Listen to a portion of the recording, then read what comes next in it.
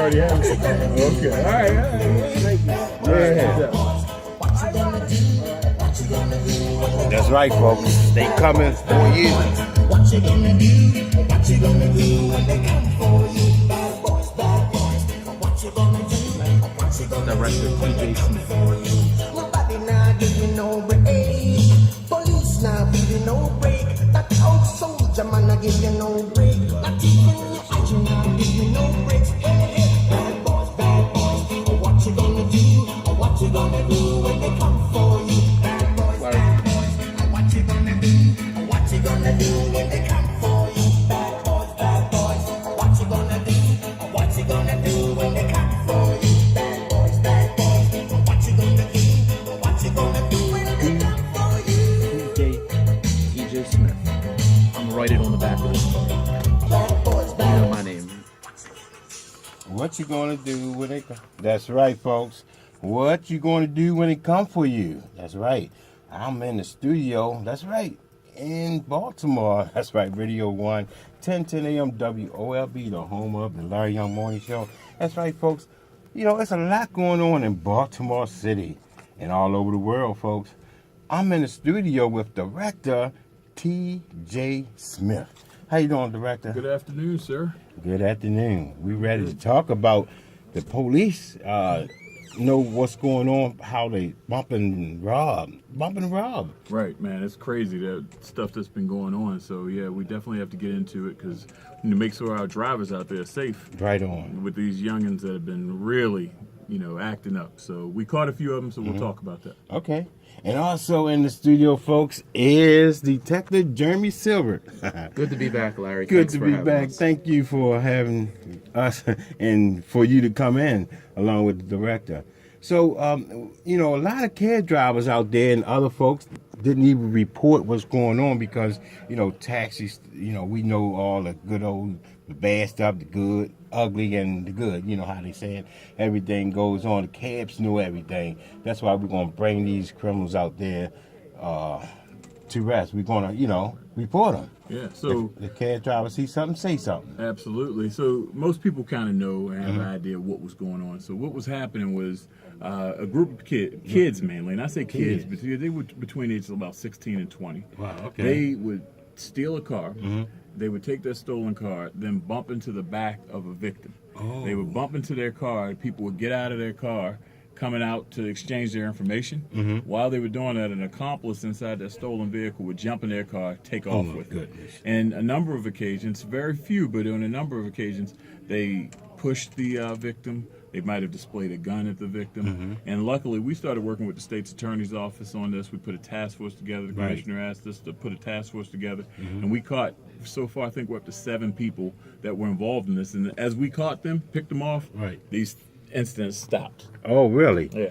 So basically, how long ago since you called me? Because a cab driver just told me today, about a good 30 minutes ago, that last week he'd been hit in the face, and he got out. They hit him, bumped him, and he got out the car, the cab, and they hit him in the face. And a lot of cab drivers not reporting it, but this is what they told me. You got to report it. You have to. You have to report it. Yes, absolutely. We need to know about it. And we got these folks over the weekend, last weekend, actually. Okay. So it's not to say it's not others out there. There Right. are others out there. So we haven't captured everybody involved, but we want to send a strong message. We've been talking about it all week long. And we're coming after you. And now, because we were dealing with some juveniles in this, and they know they get smacked on the hand when they get caught with a stolen car. We're working with the state's attorney, and they're facing adult charges now in a lot of occasions. Right on. We're not going to tolerate this crap. I mean, people out working hard, are earning a living, and they have to worry about getting an offender bender and wondering if somebody's going to steal their car from them. So we're not going to tolerate that. Right. So tell us about, I know everybody is not caught out there, but you say it slowed down. But the reason why you believe it slowed down because it's not being reported. Well, we aren't seeing as many reports. Even though we have the situation where some people don't report it, we still have people that do report it. And we haven't seen it as much. We've actually seen some copycats. We've even seen some fraudulent incidents take place where people are using this incident that took place to say, for insurance fraud purposes, believe it or not. So we are still monitoring the situation. The task force is still up and running. And that's not to say it's over with, because we know some of them are going to be bold and want to try again. Right. We want them to know we're coming after them. We want any taxi driver, any driver, period, listening to give us a call, give our detectives a call if this has happened to you. And just always be on your P's and Q's when you're out there, knowing that this type of incident was going on. And in general, just be aware of your surroundings, especially for our cab drivers who are out there. They're out there all day, all night, 7 days a week. They know what's suspicious and what's not in some of the neighborhoods where they work, some of the areas where they work. And if they see anything that looks suspicious, call 911. Our officers are out 24 hours a day, just like the cab drivers. We've talked over the years, Larry, on the show, about cab drivers working with the police working with the cab drivers. They're an extra set of eyes and ears for us out on the street. So anyone listening to the show today, if you see anything suspicious, call us. Call 911. You don't even have to leave your name if you don't want to, but give us the information that we need to help keep everyone safe. So, say for instance, if somebody bump us and we think it's suspicious, what should we do? But you have the right as a driver to go to a heavily populated area, a well-lit area, put your flashes on and travel to that area. It's not fleeing. It's not leaving the scene of an accident. It's just making the intent to get somewhere where people are. So if it's 2 o'clock in the morning and this situation happens to you, you don't have to sit on some dark street and get out of that car on your own. You just make the effort to allow the person to see where you're going, go to a populated area, a gas station or something that's open 24 hours, a police station even, and exchange your information there if it's legitimate. If it's not legitimate, that person's going to go the other way. Okay. And also call 911 or call your dispatcher. Call them over the radio for the drivers listening. Let them know I was just in an accident at this location, and I'm heading over to this location because I don't feel safe where I am. Okay. All right, folks, you heard Detective Jeremy Silbert here and the Director T.J. Smith. Can we take calls, related to this, what's going on out there, bumping Rob? Yeah, that's good. So if that happened to you, folks, feel free to call. Local number, 410-481-1010, long distance, 1-877-704-1010. Also, World Wide Web, streaming all over the country. www.olbbaltimore.com. All right, let's go and take our first caller. You live. How you doing? Yes, how you doing? Thanks for taking my call. I probably called you years ago, but thanks for taking my call. I'm just getting off work hearing this story, and I heard about it. But back in December the 31st, 2012, my son was on his way home from his aunt's house, coming back home, and this guy had New Jersey tags. He bumped him. He said, "Wait, I know he didn't hit because we told my son, you young driver, make sure you stop at the stop sign." So he bumped him. Then he went to the next stop sign. He bumped him again. Wow. My son had some words, but then the guy went like he went to go get a gun because he was upset that my son was stopping at the stop sign. Long story short, come to find out it's the guy that lives down the street from us on another street. And he started chasing my son because my son didn't realize who it was because he had another car.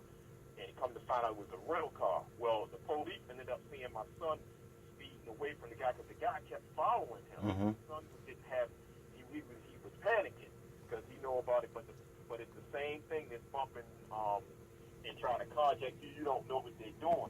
But the police almost killed my son.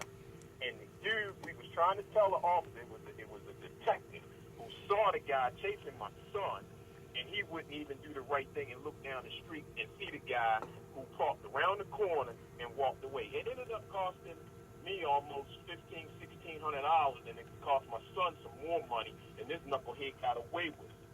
I had to talk to a councilman about it, but this stuff has been going on for a while, and now that it's starting to affect more people, now somebody decided to say something.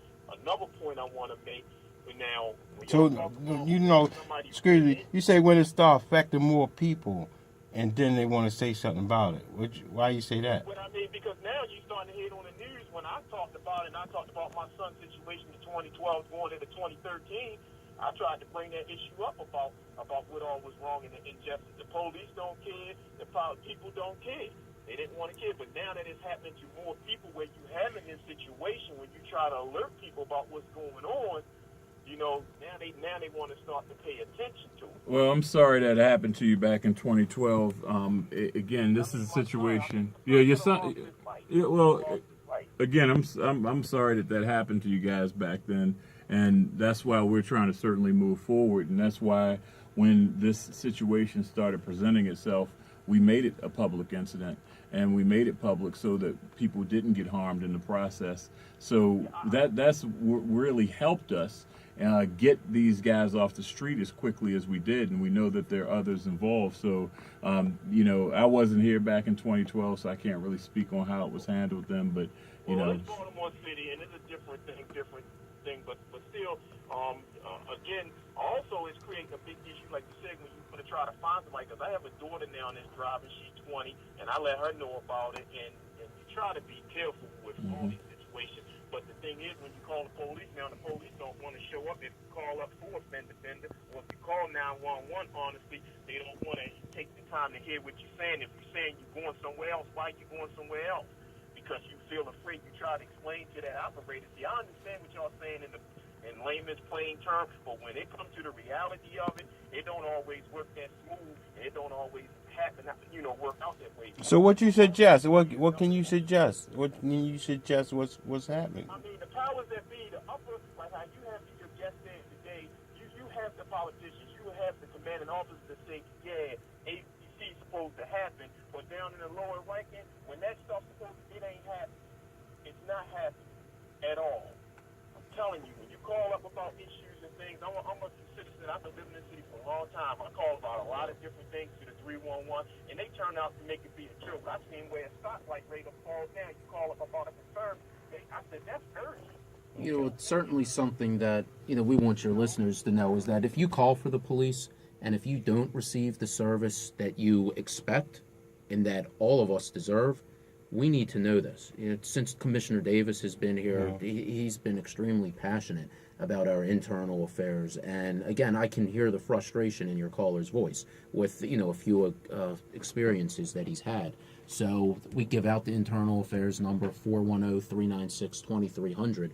You can also call for a supervisor. If you're on the scene of an accident, if you have an issue or concern about what the officer's telling you, call back to 911 and ask for a supervisor to come out, and then have that officer's supervisor come out, and they can speak to you as well. Okay. I just want to say, bro, I got a lot of friends that's been in some situations, and they've been told the last few months that they've had some situations where their cars was broken into. Another one had where their car was hit, and the officer said, I can't do nothing for you. I'm not allowed to give a police report, because a lot of insurance companies are requiring this. And I'm going to tell y'all another thing that's going on, too. It's a lot of these people out here driving behind people, tailgating people with high beamers on, driving behind you and coming. Well, that's a citation. I know that. They got this high beamer thing going on now. All right. Thanks for the call.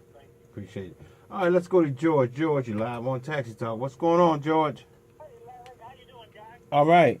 Hey, thanks a lot for giving some visibility to this issue concerning the cabbies. Are you okay, driver? Oh, absolutely. I'm over at Diamond. Okay. What's going on? Well, the thing is, there's a lack of communication between the associations in the city and the different drivers. That is, an incident can happen to a driver. He reports it to the association. He reports it to the police department. But that information is not being shared with fellow drivers. I know why is that, because they don't want the cab drivers to find out nothing, so they won't quit. You might be right, but that does not preclude drivers from telling other drivers of incidents that they've been involved with. Hence, the police department don't know, because the associations, people live on it, so they don't know that this is an epidemic going on. And that's very important that you communicate that with the police, because we have to know if there's a trend going on, if this is something that might be targeted towards a specific group, like taxi drivers, for instance. So, you know, if we don't know, then we don't know. So it is important, and if your association isn't doing it, I think you guys have a responsibility to do it yourself, to make sure we know, so that you don't put yourselves in harm's way. You are absolutely right, and that's one of the reasons I'm calling in today, and that is for communication and more unity within the driver's rank and file. We shouldn't have to wait until an association comes forward to offer protection for us when we have the ability to do that ourselves. Absolutely.